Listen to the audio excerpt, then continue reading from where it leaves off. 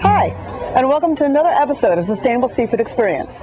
I'm your host, Kimberly Ray, and today we're going to take you to a faraway place, Bosnia and Herzegovina. Recently, I had the pleasure of speaking with a shark scientist and marine biologist, Boris Davidov. He's in Bosnia doing research on the depletion of the population of the Danube salmon, and he speaks about his concerns about overfishing and how it's affecting the population. He was kind enough to send us a video that talks about his research and his findings of the Danube salmon. Hello, my name is Boris Davidov, and I'm researcher for the Society for Research and Protection of Biodiversity here in Bosnia and Herzegovina, and I'm going to tell you something about the species we are researching here. The species name is Danube salmon. Danube salmon is an endemic species of fish that inhabits rivers of the Danube drainage. It is large and carnivorous, primarily feeds on other bony fish, sometimes even small birds and small water mammals. This species is not a true salmon, but a species from the genera of Huho, which includes 5 other species, and all of those species are endangered on the IUCN Red List for threatened species. The biggest fish caught here on Una River weighed 28 kgs and was caught in the upper parts of the river, though we have a lot of data considering the even larger specimens in the downstream, since the abundance of the prey items is much more adequate for sustaining the large specimens of the Danube salmon. When we overfish one species out of the ocean, like for example the Danube salmon, we upset the whole ecosystem of the ocean and the earth. That's why the Danube salmon is the most endangered fish in Europe. The overfishing, lack of education, and lack of funding to monitor the population. Here's more of what Boris had to say.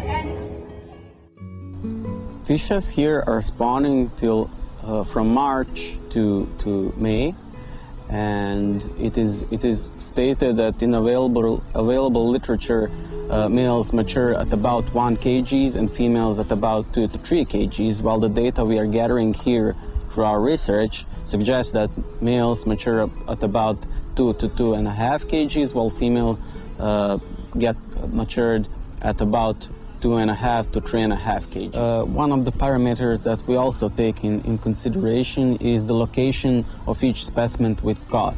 So that data will help us to determine the number of fishes that we have per kilometer and the abundance of the fishes inside each sector, each area that we're researching. Knowing about and researching the endangered species is one way to stop the extinction. But our best defense is all the education that we could possibly get to stop the extinction from happening. This endangerment of this fish is, we can see it in several factors. And most of those factors are contributed directly to overfishing, illegal fishing, and fishing, for example, on live lures, which are prohibited by the law here. Also fishing during the spawning season, taking specimens that are smaller from the designated size of taking. So if the size is about 70 centimeters, all fishes below that must be released back into the water, which in this case is not true. People basically take every single specimen that they catch. Considering this species and the endangerment and the things that this fish faces here in Una River, we also need to mention that not just that direct factor of overfishing and illegal fishing, but the factor of fishing the species that this fish depends on. So if people are also fishing the other species of fish here, and this fish really depends on them for food. So if they get overfished, and they are already overfished, the situation for this fish in this river and its future is not so bright. Having lectures and making the public aware is a great way to prepare consumers for what they're putting on their plate. Also, by having endangered species regulations and laws are other ways that we can help preserve the ocean and the lakes and the rivers to keep our ecosystem balanced. The work that Boris is doing over in Bosnia and Herzegovina can be used all over the country, over in Europe and over in the US. The part of the project which includes research is just one part. The second part of the project is influencing the public.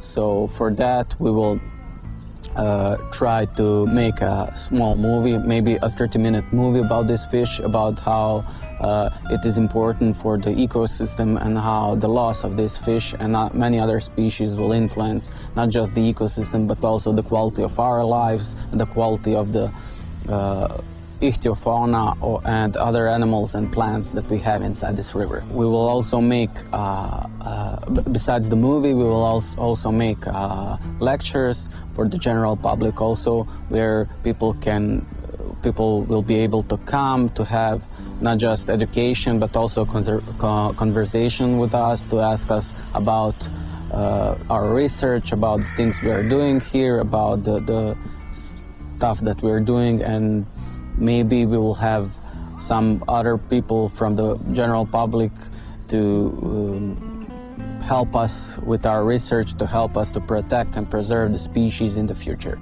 One thing that is not part of the project, but during this project I was also invited to do, is cooperating with the government in a try to make a list of endangered and critically endangered species for our rivers. And we will also do that. We'll try to push these species inside that list, and with the law change there will be a greater chance to preserve and conserve those fish that we have left inside in our river. Thank you for listening and for watching. Thank you, Boris, for your time and research. I know that your research on conservation and the depletion of the population is going to have a positive effect in Bosnia and in the US, and who knows, maybe worldwide. On the next episode, we'll be visiting another marine biologist in Malaysia. He's doing research that's going to provide more sustainable efforts for our aquaculture. I hope you enjoyed this video. Look forward to seeing you on the next presentation. And make sure you visit our website. For Sustainable Seafood Experience, I'm Kimberly Ray, and remember, we're here to make a difference.